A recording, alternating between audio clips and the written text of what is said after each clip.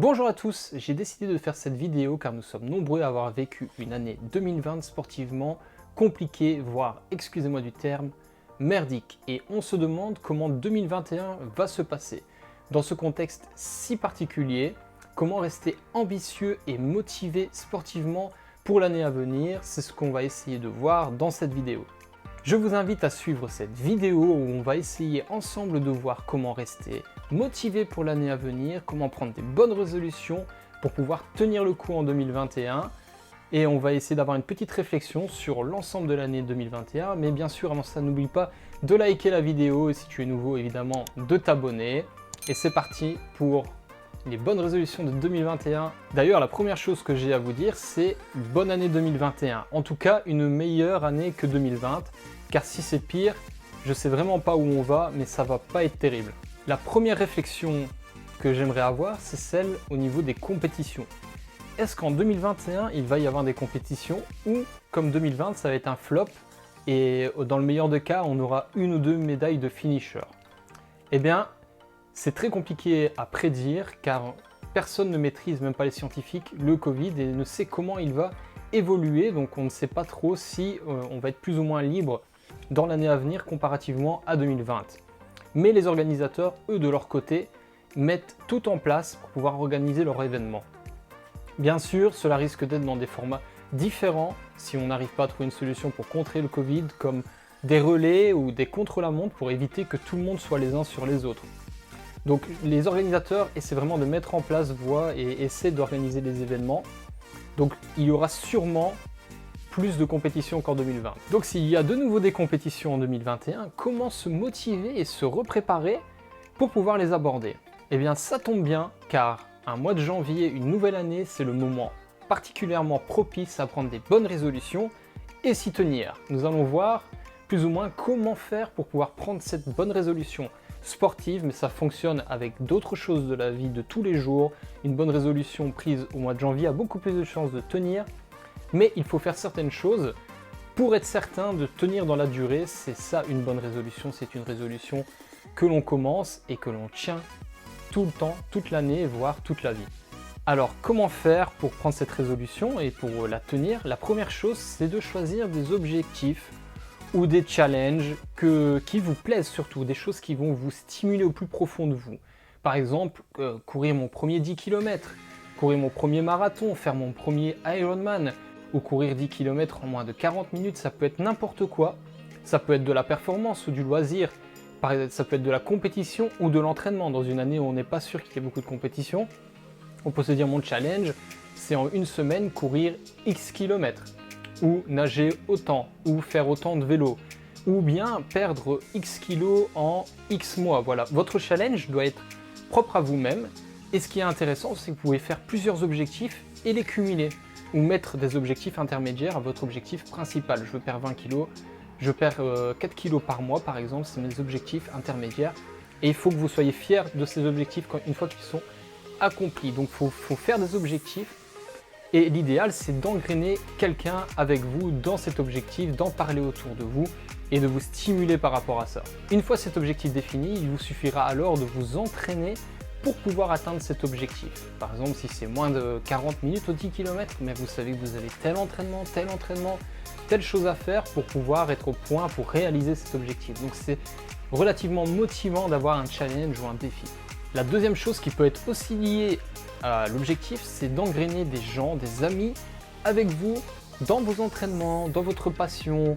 Donc par exemple, quand ça devient difficile, avoir un ami, c'est intéressant quand il pleut, parce que tu sais que tu dois y aller, il y a ton ami qui t'attend pour aller courir, pour aller rouler. Donc avoir un ami, tu échanges avec lui, tu lui dis « Ah, moi aujourd'hui j'ai fait autant, toi t'as fait combien? Ah, t'as fait le double de moi, mince, tu vas peut-être... » Voilà, ça motive en fait et ça permet... Ça fonctionne aussi avec des amis, c'est encore mieux, avec un groupe, voire carrément un club. Donc plus on est de fous et plus ça motive. Et ensuite, si avoir des objectifs et des amis qui partagent ça avec vous ne vous suffisent pas, il y a des techniques comme par exemple la technique du calendrier. Donc vous prenez un calendrier et si votre objectif c'est de courir ou de faire du sport pendant 30 minutes chaque jour, vous le mettez sur le calendrier à chaque fois que vous le faites. Vous mettez Mon sport 30 minutes, c'est fait. C'est un exemple, hein, ma série d'abdominaux, c'est fait, voilà. Selon votre objectif, voilà, entraînement du jour, fait. Et là, vous allez voir en direct tous les jours que vous n'avez pas fait. Et ce sera un petit rappel à l'ordre où ça fait toujours plaisir de cocher ce fait sur le calendrier. Donc vous pouvez mettre ça sur le calendrier. Ensuite, et ce serait même primordial à faire, c'est de faire un plan de vos objectifs, de vos entraînements. Donc vous faites votre plan d'entraînement, vous savez que vous avez ça à faire. Le lundi, je fais ça. Le mardi, je fais ça. Le mercredi, je fais ça. Et vous essayez de vous conditionner pour être motivé. Attention, j'en arrive au point suivant, c'est de faire tout avec le plaisir. Essayez de retourner aux sources même. Quand on fait du sport ou une activité sportive, à la base, c'est pour se faire du bien. Il faut avoir du plaisir en le faisant. Si ça devient une corvée, alors là, vous perdez tout intérêt dans le sport. Il faut que ce soit du plaisir. Même un athlète de haut niveau, quand il n'éprouve plus aucun plaisir à s'entraîner, il a des difficultés. Donc quand c'est du sport loisir, c'est encore plus important. Vous devez avoir cette notion de plaisir.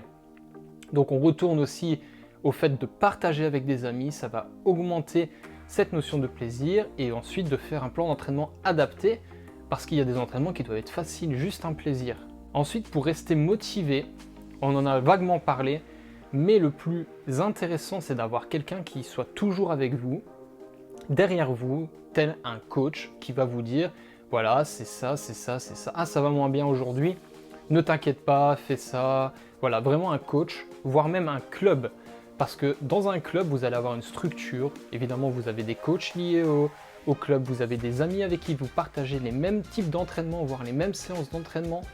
Donc c'est très intéressant d'intégrer un club, surtout quand on perd de la motivation, car là, vous allez trouver des gens très motivés. Et la motivation, c'est un peu contagieux. Donc si vous côtoyez des gens motivés, ben, vous allez être de plus en plus motivé et vous allez prendre du plaisir.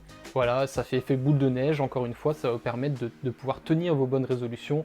Je veux courir, je veux me mettre à la course à pied, je m'inscris à un club d'athlétisme, je veux faire un Ironman, je m'inscris à un club de triathlon.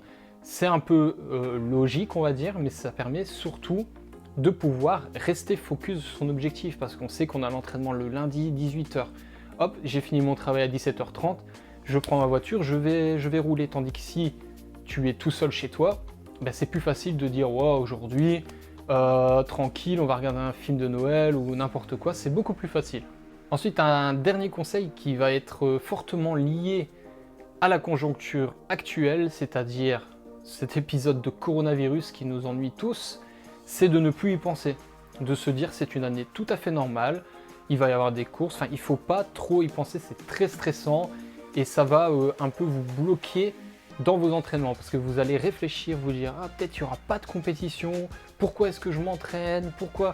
Et alors là on abandonne simplement nos entraînements, nos objectifs avant même qu'ils aient lieu. Par contre, c'est vrai aussi que lorsqu'on se prépare à un événement et qu'il est annulé une semaine avant, comme ça arrivait à beaucoup de personnes en 2020, c'est également très démoralisant. Alors là, il faut tout de suite reprendre un processus vers d'autres objectifs. Sinon, ça risque d'être problématique au niveau mental et ça peut être très décourageant. Donc c'est pour ça qu'il y a beaucoup de gens en 2021 qui cherchent de l'inspiration parce qu'ils se disent pourquoi, vu qu'en 2020 ça n'a pas fonctionné, vu que le corona est toujours là, pourquoi je devrais m'entraîner? Donc il faut se fixer des objectifs, tout ce qu'on a dit dans la vidéo. Mais évidemment, le meilleur moyen de démarrer l'année 2021, c'est de complètement oublier 2020 et de prendre un nouveau départ avec des nouveaux challenges, des nouvelles bases. On oublie tout ce qu'il y avait avant et on repart sur une nouvelle personne, un nouvel athlète, un nouveau sportif avec des bonnes résolutions. Donc ça, c'est le meilleur moyen. Mais si vous voulez rester motivé toute l'année 2021, le meilleur moyen reste encore de s'abonner à ma chaîne YouTube, car moi je partagerai toute cette année volontiers avec vous en vidéo, et il y aura toujours des vidéos motivantes ou des vidéos qui pourront vous inspirer dans la vie de tous les jours. Et voilà, donc je vous invite à vous abonner, à suivre les vidéos, et évidemment, comme je l'ai dit plus tôt, je vous souhaite une bonne année 2021 avec plein d'événements sportifs, plein de bons moments autour du sport. Et quant à moi, je vous dis à bientôt sur une autre vidéo et d'ici là, sportez-vous bien!